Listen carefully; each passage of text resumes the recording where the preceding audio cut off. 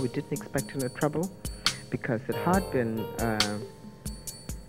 thoroughly thrashed out in court, and that we felt that the community had been pretty much prepared for this day and that we didn't expect any trouble.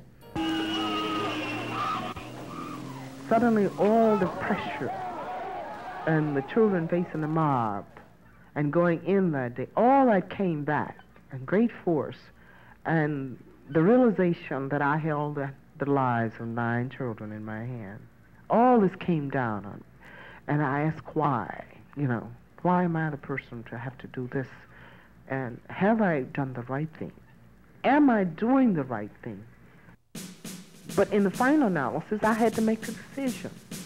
And the final analysis, if one child died, I would be blamed for it. And this is what actually hit me right between the eyes.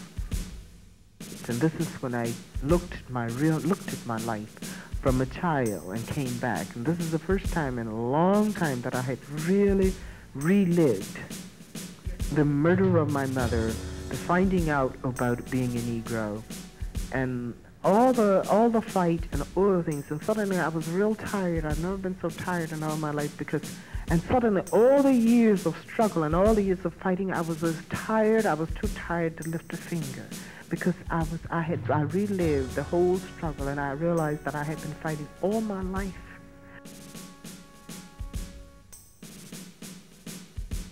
Born in 1914 in the small sawmill town of Huttig, Arkansas, Daisy's memory of turbulent bouts with racism and the irrevocable scars it threatened to leave in the Negro people fueled her fight for equality.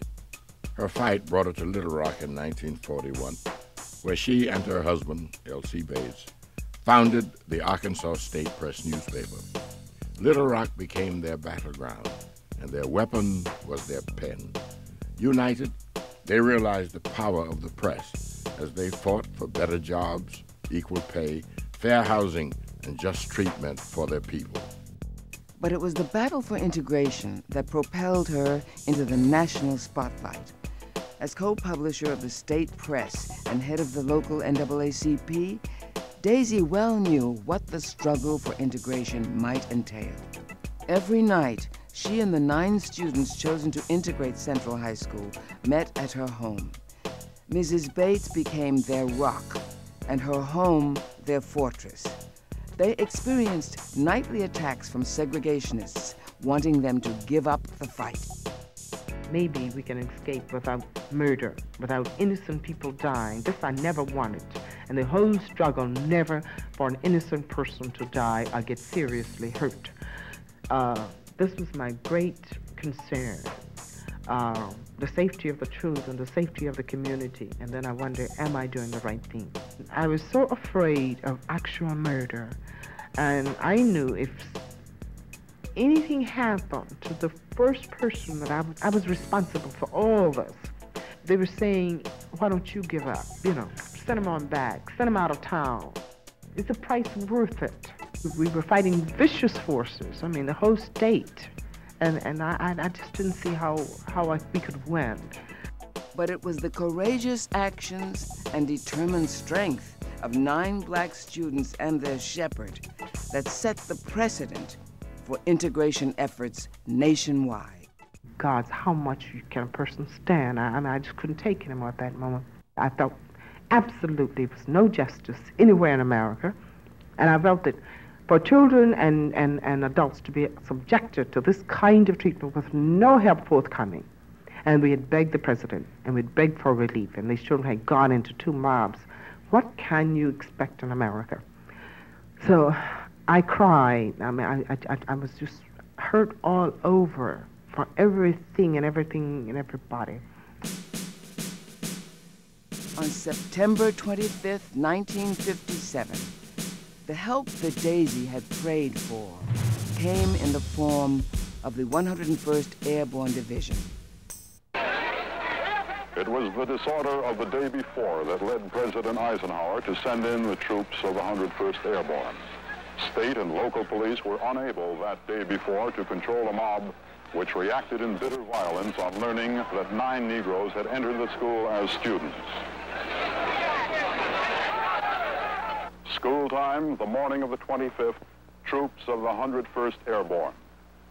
A perimeter was established around the school beyond which we could not go. It was, I remember, quiet. I'm not sure most of us had yet absorbed the historic scope of this moment. At 9:25, with a military escort party, still in a strange quiet, 6 Negro girls, 3 Negro boys entered Central High School, a court order carried out with the federal government using its ultimate power. We went out and drove around the town and we looked at the troops, 101 surrounding the school. Then this is when I suddenly felt safe again. Not until I saw them surrounding that school did I feel a certain amount of security. Daisy's passion for equality and love for children came from the death of her birth mother, raped and murdered by 3 white men when she was only an infant. Fueled by hatred, it was the words of her stepfather on his deathbed that transformed her hate for whites into the powerful force of love for the human race. You're filled with hatred. Hate can destroy you, Daisy. Don't hate white people just because they're white. If you hate, make it count for something. Hate the humiliations we're living under in the South. Hate the discrimination that eats away at the soul of every black man and woman. Hate the insults, and then try to do something about it, or your hate won't spell a thing. Daisy was determined to make her hate for injustice count for something in her life, and it did. It counted for everything, but she was willing to risk it all. The crisis at Little Rock cost Daisy and L.C. their livelihood, but not even the death of the state press could stop her. With the integration process proceeding in Little Rock, Daisy continued to fight on the national level. In 1962, she wrote her memoir of the Central High Crisis, The Long Shadow of Little Rock.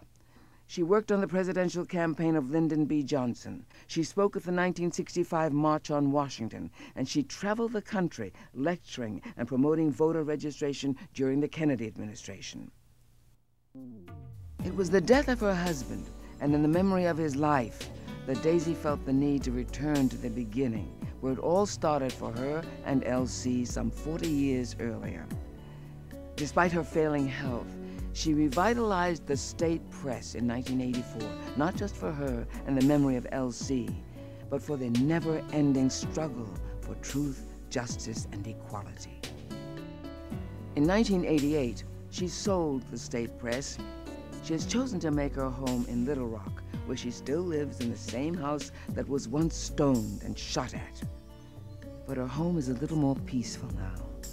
It's filled with plaques and awards from the hundreds of organizations that have honored her and carry her name.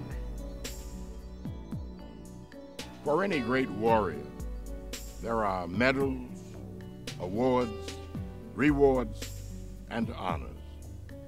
Today, Daisy Lee Gatson Bates, we give tribute to you, our battle-weary warrior, for your tenacity, endurance, sacrifices, losses, and the unconditional love that you gave to the children of this city, this state, this nation.